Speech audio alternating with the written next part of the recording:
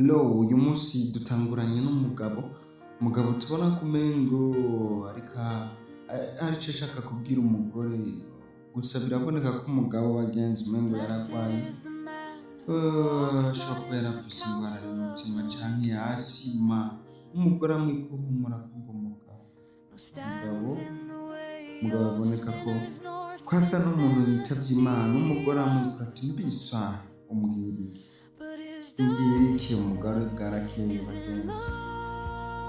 Umugore arikangura, uko yikanguye bagenzi aravyuka arigorora nkuko bisanzwe abantu mu gitondo vyose bigorora, nkuko biboneka ko umugabo ko yaryamye ivyo mw'ijoro n'ubu ariko akimeze atigeze yikoma. Umugore biraboneka amucako hejuru, umugore amucako hejuru aragenda, biboneka ko asa n'umuntu nyene uruhutse nyene, kumbe baratwereka umugore bagenzi.